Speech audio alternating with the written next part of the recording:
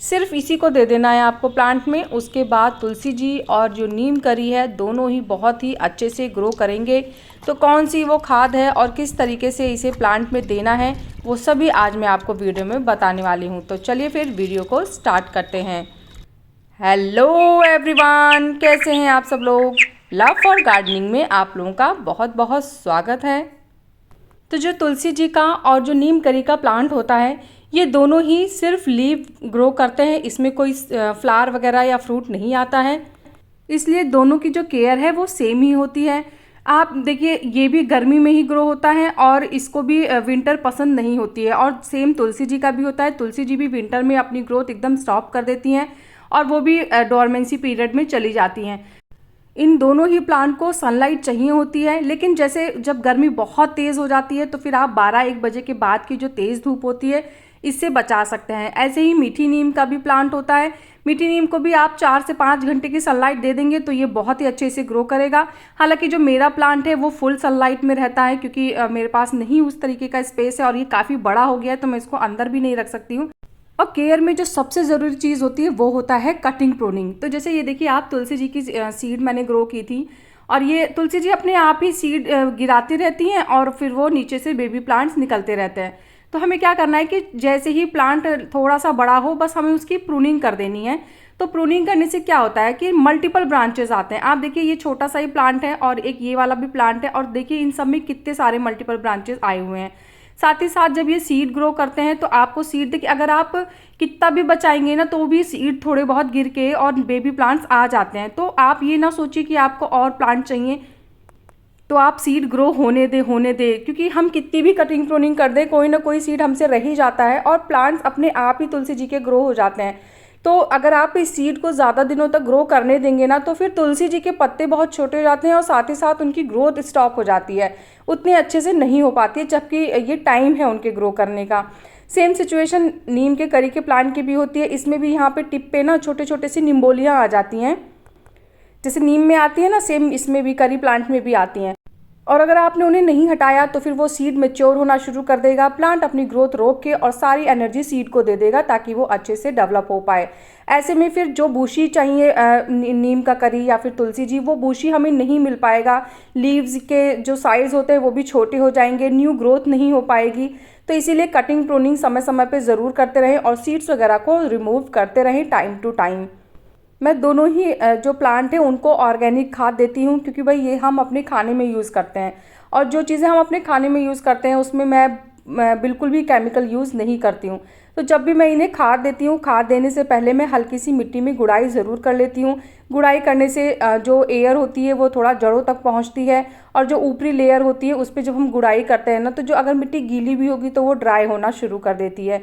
एक चीज़ और मैं आपको बताती हूँ जो मोस्टली मैंने देखा है, क्या होता है ना कि जैसे हम कोई भी प्लांट ग्रो कर रहे हैं तो वहाँ पे ना ऐसे नीचे की तरफ आपको देखिए लीव्स दिख रही होंगी, ये देखिए ये इस तरीके से, तो इन्हें आपको रिमूव कर देना है, क्योंकि ये लीव्स जब बराबर जो मिट्टी होती है उसमें टच होते रहते हैं और फिर हम पानी देते हैं तो वो गीली होती रहती है।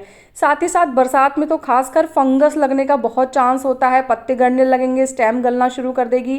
तो ऐसे में क्या होता है प्लांट भी खराब हो सकता है। तो ये ज़्यादातर ऐसा करें आप कि जो पॉट है और पॉट से लेके और जो प्लांट की स्टेम है उसमें लगभग 1 इंच का गैप ऐसा रखें जहाँ पे हवा आर पार आती जाती रहे, वहाँ पे कोई लीव वो कोई स्टेम्स वगैरह ना रहें। तो इसीलिए मैं कोशिश करती हूँ कि मेरे प्लांट्स के नीचे वाला जो पोर्शन है वो पत्तों से और स्टेम से खाली रहे। एक छोटी सी ऊंचाई के बाद फिर प्लांट्स में ग्रोथ हो वो ज़्यादा अच्छा रहता है। तो इसीलिए देखिए मैंने तुलसी जी के भी नीचे में जितने भी पत्ते थे सारे मैंने रिमूव कर दिए हैं। पर ये हमें तब करना है जब हमारा प्लांट थोड़ा बड़ा हो जाए। बड़ा से मतलब है कि थोड़ी ग्रोथ हो जाए। जैसे अब आप ये प्लांट देख रहे हैं ऊपर इसकी ग्रोथ हो गई है और नीचे से आपको छोटी छोटी ब्रांचेस भी दिख रही हैं। तो अब ये टाइम है कि हम यहाँ से नीचे से पत्ते हटा सकते हैं। ऐसा ना हो कि छोटा सा ही प्लांट और आप उसके नीचे ही हटाने लग जाए, तो भाई फिर पत्ते ही 2-4 ही पत्तों में अब क्या ही हटाएगा कोई। तो इस वजह से अगर जैसे थोड़ी सी ग्रोथ हो गई हो जैसे आप इस समय देख रहे हैं, फिर उसके बाद आप नीचे हटा। देखिए मेरा ये तुलसी जी का जो प्लांट है आपको नीचे कोई पत्ता नहीं दिख रहा होगा। सेम मेरा ये तुलसी में भी देखिए मैंने नीचे कोई पत्ते नहीं रखे हैं, स्टेम है लेकिन मैंने उनके पत्ते हटा दिए हैं। सेम मेरा नीम करी में भी है, देखिए आप स्टेम देखिए वहाँ पे नीचे की तरफ कोई ऐसा पत्ता नहीं है जो मिट्टी में टच कर रहा हो। किसी भी प्लांट, जैसे जानते हैं पॉट के प्लांट बहुत सेंसिटिव होते हैं, तो ऐसे में इन चीज़ों का ये थोड़ी बारीकियाँ होती है जिसका हमें ध्यान रखना चाहिए। प्लांट को ऊपर से बुशी करें पर नीचे 1-1.5 इंच तक उसको मतलब छोड़ दीजिए, वहाँ पे कोई पत्ते वगैरह ना हो। और गुड़ाई कर दीजिए, जो एक्स्ट्रा घास फूस वगैरह निकली होती है उसको रिमूव कर दीजिए। इसको रिमूव करना भी बहुत ज़रूरी होता है। अब हम चलिए खाद की बात करते हैं। प्लांट की मिट्टी गीली है तो उसको आधे घंटे के लिए छोड़ दीजिए, उसके बाद हम कोई खाद डालेंगे। और अगर मिट्टी सूखी है तो फिर आप गुड़ाई करने के बाद तुरंत ही खाद दे सकते हैं। तो पहले मैं आपको बताती हूँ कि प्लांट को देना क्या है, उसके बाद फिर मैं बताऊँगी कि इससे हमारे प्लांट को क्या क्या फ़ायदे होने वाले हैं। तो सबसे पहले हम बात कर लेते हैं आसानी से जो किचन में हम लोगों को मिल जाता है, इसके लिए हमें कुछ खरीदने की ज़रूरत नहीं पड़ेगी, ये ईजिली सबके किचन्स में होता है। तो उसको यूज़ करने के लिए सबसे पहले मैंने यहाँ पे लगभग 2 लीटर पानी ले लिया है। तो ये 2 लीटर पानी मैंने एक मग में लिया है और यहाँ पे मैंने लगभग 1 बड़ा चम्मच हल्दी पाउडर लिया है। हल्दी पाउडर एंटीसेप्टिक, एंटी फंगल होता है, तो ये प्लांट की जो रूट्स होती हैं उसमें कोई फंगस नहीं लगने देता है। इससे अगर थोड़ा बहुत जो हम लोग के प्लांट में ज़्यादा वाटर हो जाता है तो उससे जो गलन और सड़न होती है, हल्दी का पाउडर उससे भी प्लांट को बचाता है। तो यहाँ पे मैंने 2 लीटर पानी में 1 बड़ा चम्मच हल्दी पाउडर को घोल लिया है। देखिए हल्दी हर किसी के घर में बहुत आसानी से मिल जाती है और ये प्लांट की ग्रोथ में और उनकी प्रोटेक्शन में बहुत ही बड़ा रोल अदा करती है। तो इसलिए अगर आप जैसे फंगिसाइड वगैरह नहीं खरीद सकते हैं तो ये हल्दी आपके लिए बेस्ट फंगिसाइड है, आसानी से मिलने वाली चीज़ है। अब चलिए दूसरी चीज़ के बारे में बात कर लेते हैं। तो ये जो आप देख रहे हैं ये है सीवीड का लिक्विड एक्सट्रैक्ट। तो ये क्या होता है, इससे जो मिट्टी होती है वो बहुत ही ज़्यादा अच्छी क्वालिटी की बन जाती है, मिट्टी पोरस रहती है, साथ ही साथ बहुत सारे माइक्रो न्यूट्रिएंट्स होते हैं जो प्लांट को मिलते हैं। इससे पत्तों का आकार भी बहुत बड़ा होता है और ये ऑर्गेनिक है, 100% ऑर्गेनिक है। तो इससे हम अपने किसी भी वेजिटेबल के प्लांट्स, फ्रूट के प्लांट, किसी भी प्लांट को दे सकते हैं जिन्हें हम खाते हैं। क्योंकि मैं इसको पर्सनली बहुत समय से यूज़ कर रही हूँ और मैंने इसका बहुत अच्छा रिजल्ट देखा है अपने प्लांट्स पे, तो इसीलिए मैं आपको भी इसकी सलाह दे रही हूँ। देखिए मैंने दोनों खादों को अच्छे से मिक्स कर लिया है और ये लगभग कुछ इस तरीके से बन के तैयार हुई है।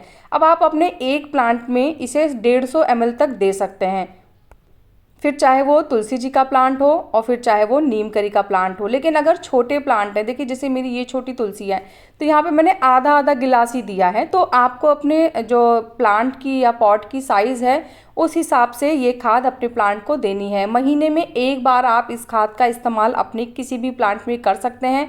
इससे पत्ते भी बहुत शाइनी होंगे, पत्तों का आकार बड़ा होगा और प्लांट्स की जड़ों में अगर कोई फंगस है, इंसेक्ट है तो उससे भी प्रोटेक्शन मिलेगी।